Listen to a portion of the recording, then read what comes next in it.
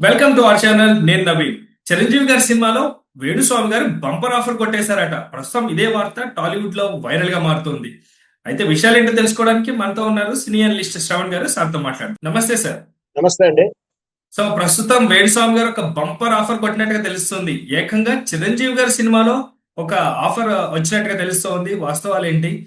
Set అయ్యే combination అయినా viral combination అవుతుందా? చాలా ప్రశ్నలు ఉన్నాయి. ఇది వేణుస్వామి గారి మీద త్వరలో పలానా సినిమాలో నటిస్తున్నాడు రాబోయే చిత్రాల్లో అంటూ తరచు ఈ మధ్యకాలంలో ఒక వార్త చక్కర్లు కొడుతుండడం, అలాంటిది ఈ వార్త కూడా నేను భావిస్తున్నాను. ఇది నిజమైన వార్త అయితే కాదు. ఎందుకంటే సినిమా ప్రతి అంతకు ముందు సలార్ సినిమా అప్పుడు కానీ ఆ తర్వాత సినిమా అప్పుడు అనుకుంటా 2-3 సార్లు అయితే వేణుస్వామి నటించబోతున్నాడంటూ వార్తలు చదివాము. అలాగే ఇప్పుడు కూడా ఇలా ఆ తరహా వార్త అనే భావిస్తున్న చిరంజీవి సినిమాలో బహుశా ఆయన నటిస్తాడో నటించడం అనేది ఆ సినిమా బ్యానర్ యొక్క ఉద్దేశం ఉంటుంది. ఎందుకంటే ఆ ప్రొడక్షన్ కంపెనీ లేదా చిరంజీవి వారి నిర్ణయం మేరకు ఉంటుంది. కానీ ఇది మాత్రం గాలి వార్తగా చూడాలి. వాస్తవానికి ఇక్కడ ఏంటంటే వేణుస్వామి అనే వ్యక్తి దేవారు బ్రాహ్మణ వృత్తి చేస్తూ ఉంటారు. అంటే ముహూర్తాలు, పూజలు, పునస్కారాలు, శాంతి పూజలు ఇవన్నీ చేస్తూ ఉంటారు. వృత్తిరీత్యా ఆయన జాతకాలు కూడా చెప్తా ఉంటారు. అట్లా ముహూర్త పూజలు చేయడం అనేది వృత్తిరీత్యా ఆయన చిన్ననాటి నుంచి, అంటే 13-14 ఏళ్ల ప్రయాణం నుంచే ఈయన ఆ పూజల యందు పాల్గొనడం, పెద్దవాళ్ళు అయితే అన్నలైతే అన్న ఎవరు పెద్దవాళ్ళతో కలిసి వెళ్ళడం, వాళ్ళతో పాటు పూజలు చేయడం ఇది సహజంగా జరుగుతుంది. ఇలా పూజలు చేసే కార్యక్రమాల్లో కొంతమందికి కొంచెం సినిమా వ్యక్తులతో పరిచయాలు ఉన్నా కానీ, ఫిలిం నగర్తో పరిచయాలు, ఫిలిం సిటీ, ఇంద్రానగర్ ఏరియాలో పరిచయాలు ఉన్నప్పుడు కానీ, లేదా ప్రొడక్షన్ మేనేజర్తో, ప్రొడక్షన్ కంపెనీతో పరిచయాలు ఉన్నప్పుడు, ఏదైనా ఒక చిన్న ముహూర్తం కాకో ఎలాంటి కార్యక్రమాలు ఉన్నప్పుడు పూజలు మంచి ముహూర్తాలు పెట్టుకోవడం కాసి సందర్భం అవసరం వచ్చినప్పుడు వాళ్ళు పౌరోహితులని ఇట్లాంటి అయ్యగారులను సంప్రదిస్తుంటారు. ఇట్లా కావలో చెందినటువంటి వ్యక్తి ఈయన వేణుస్వామి. అలా సినిమా ముహూర్తాలకు వెళ్ళడం, సినిమా కొన్ని మొదట ఎవరి కెరీర్ అయినా చిన్నగానే ప్రారంభం అవుతుంది. అలాగే చిన్న సినిమాల ముహూర్తాలు చేయడం, అట్నుంచి నరసింహనాయుడు మన సమరసింహారెడ్డి అనుకుంటా ఆ సినిమా కూడా ముహూర్తం పూర్తి చేశానని చెప్తూ ఉంటారు. అంటే నాకు పూర్తి సమాచారం అయితే తెలియదు. అంటే ఇప్పుడు ఇట్లా ఆయన సినిమా ముహూర్త ఆయన ఇట్లా సినిమాకి సినిమా ఆయనే ముహూర్తం ముహూర్తాలు పెట్టుకుంటున్నారా? ఆ సినిమా ముహూ ఆ ఆ సినిమా ముహూర్తం పూజలు అయ్యగారు చేస్తారు కదా. అంటే లక్ష్మీ పూజ, మొదట గణపతి స్థాపన ఇవన్నీ ఉంటాయి కదా, మనకు అన్ని తెలిసి ఇట్లాంటివన్నీ కూడా చేసి సముహూర్తం చేసి సుముహూర్తాన సినిమా ప్రారంభించడం, లేదా ఆడియో ఫంక్షన్, లేదా పాటల రికార్డింగ్ ఇట్లాంటి వారికి వీళ్ళని వాడుతూ ఉంటారు. అలా ఆయన కొన్ని సినిమాలకు పని చేశాడు అన్నట్టు కూడా చెప్తా ఉంటారు. అలాగే కొంత రాజకీయ నాయకుల ఇంట్లో కూడా పూజలు చేస్తూ ఉంటారు. నాకు కూడా తరచు అప్పుడో ఇప్పుడో వీళ్ళు కలుస్తున్నప్పుడు నేను చంద్రబాబు నాయుడు ఇంట్లో పూజలు చేశాను. నేను సామాన్యుని కాదు. ఇక్కడే ఎవరింట్లో చేసినా అవే మంత్రాలు ఉంటాయి, అవే సిస్టమ్ ఉంటుంది, అక్కడ మంత్రశక్తి ఉంటుంది. కానీ సెలెక్ట్ చేయించుకున్న వాళ్ళకి గొప్పతనం ఏం కాదు.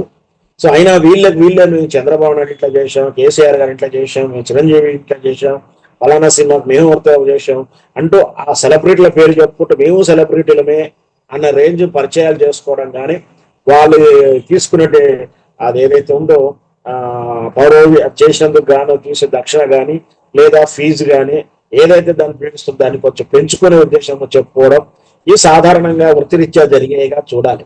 అట్లాగే వేణుస్వామి కూడా తరచూ చెప్తా ఉంటాడు, నేను పలానా హీరో సినిమా నేనే ముహూర్తం పెట్టాను, పలానా దానికి వాళ్ళ ఇంట్లో నేనే పూజలు చేశాను, పలానా ఆయన వచ్చినప్పుడు వాళ్ళ సినిమా కష్టాలు ఉన్నప్పుడు నేనే పూజలు చేస్తేనే వాళ్ళ సినిమా కష్టాలు తొలగిపోయాయి, ఆ సినిమా హిట్ అవ్వడానికి కారణం నేనే, ఆ సినిమా ఆగిపోవడంలో నేను ముందే చెప్పాను, వాళ్ళు విడాకులు తీసుకుంటానని ముందే చెప్పాను, ఆయన వివాహం చచ్చిపోతానికి అప్పుడే చెప్పాను. అట్లా ఆయన 10 రకాలు చెప్తారు, 6-7 జరుగుతాయి. క్రికెట్ కప్ గెలుస్తుంది అన్నాడు, గెలవలేదు. ఒక పార్టీ గెలుస్తుంది అని గెలవలేదు. అవేమి చెప్పడు. అంటే ప్రాబబిలిటీ ఉంటుంది.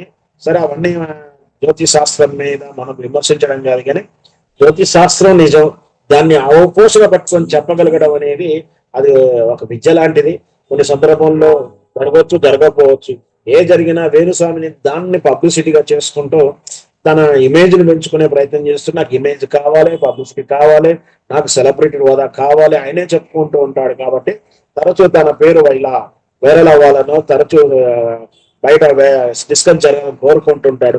అయినప్పటికీ సినిమాల్లో బహుశా అతడు సినిమాలో కూడా తనకి అనిపించాడని, అతడు సినిమాలో ఒకటి జగత్ బాబు సినిమాలో ఒక సినిమాలో తను కూడా అయితే అందులో కూడా ఒక బ్రాహ్మణ పెళ్లి చేసి పురోహితుడిగా కనపడే సందర్భంలో ఆ సినిమాలో కనిపించారని అంటారు. మరి నేనైతే చూడలేదు. అంటే ఆ సినిమాలో బ్రాహ్మణ వేషం ఉన్నప్పుడు, పూజ చేసే వేషమో, కళ్యాణం చేసే వేషంలో ఉన్నప్పుడు ఎవరో నిజమైన బ్రాహ్మణులే పెట్టారు కదా అని చెప్పేసి ఇలా పెడుతున్నారే కానీ వేణుస్వామి ఒక క్యారెక్టర్ చేసి పోలీస్ ఆఫీసర్ గాను, ఇన్వెస్టిగేషన్ ఆఫీసర్ గాను, ఒక ఫాదర్ గాను, ఒక జోవర్ గాను, ఒక లెక్చరర్ గాను, ఒక ఎస్ఐ గాను, ఒక వీధి గుండా గాను అట్లా ఒక క్యారెక్టర్ ఇంతవరకు చేయలేదు. బహుశా అలాంటి క్యారెక్టర్ వస్తాయని కూడా నేను చెప్పను. వచ్చిన ఆచరణ పక్కర్లేదు. ఎందుకంటే ఆయనలో టాలెంట్ ఉండి వాళ్ళు ఇచ్చినప్పుడు మనం అబ్జెక్షన్ చెప్పాల్సిన అవసరం లేదు. ఎందుకంటే కళ అందరికి కూడా అందరి పుట్టుకతో ఉంటుంది. దాన్ని ప్రదర్శించడం కూడా ఒక ఆర్ట్గా ఉంటుంది అది. సో ఏదైనా వేణుస్వామి గారికి ఇప్పుడు వస్తున్న సినిమా వార్త అనేది ఒక గ్యాసిప్ వార్తగానే చూడాలి. బట్ ఆయన సినిమాలో నటించాలి, పేరు తెచ్చుకోవాలి అనే కోరిక మాత్రం ఆయనలో ఉన్నట్టుగానే అనిపిస్తుంది. ఎందుకంటే సెలబ్రిటీ హోదా రావాలని కోరుకుంటాడు కాబట్టి భవిష్యత్తులో ఏదైనా సినిమాలు కనపడినా అచ్చనపక్కర్లేదు. వేణుస్వామి గారికి సంబంధించినటువంటి సోషల్ మీడియా పేజెస్ నుంచి ఏమైనా అఫీషియల్ గా చెప్పారా గాలివార్త అని మనం అనుకోవాల్సిందేనా? ఎస్, అది ఆయన ఇంకోటి వేణుస్వామికి అఫీషియల్ పేజ్ ఏం లేదు. ప్యారడీ పేజ్ అని ఒకటి ఉంటుంది. ప్యారడీ అంటే ఫ్యాన్స్ ఎవరైనా మెయింటైన్ చేయొచ్చు, ఎవరి పేరు మీద ఎవరైనా చేసుకోవచ్చు. అది అఫీషియల్ వార్తలు ఏం కాదు. ఆయనకు నాకు తెలిసి ఆయనకు లేదని ఆయన కూడా డిక్లేర్ చేశాడు. బట్ సోషల్ మీడియాలో ఆయన అకౌంట్ కనిపిస్తూ ఉంటది. మరి ఆయన తెలిసే జరుగుతున్నట్టుగానే అనిపిస్తుంది కానీ ఇట్లాంటి వార్తలు ఏం లేవు. బట్ ఏదైనా సరే ఆ సినిమా అవకాశం అనేది అందరికీ ఒక అదృష్టం లాంటిది అని చెప్పాలి. ఎంతో మంది కళాకారులు ఎన్నో రకాల ప్రయత్నం చేస్తూనే ఉంటారు. ఫిలిం నగర్ చుట్టూ, ఫిలిం నగర్ స్టూడియోల చుట్టూ తిరుగుతూనే ఉంటారు. ఎప్పుడో అప్పుడు వరం ఆ కళామ తల్లి అనుకరిస్తే ఎవరికైనా అవకాశాలు వస్తాయి. పోషణ బట్టాను లేదా ఆమెనే అదుపులో పెట్టుకున్నంత లెవెల్లో, ఎందుకంటే కామాఖ్య దేవ నేను చెప్పితే ఇన్నది లెవెల్లో మాట్లాడుతూ ఉంటాడు కాబట్టి అట్లాగే భవిష్యత్తులో కళామతని కూడా ఆయన ఏమైనా మండలిని పొందుతాడో చూద్దాం మరి. థ్యాంక్ యూ అండి, thank you sir, thank you so much.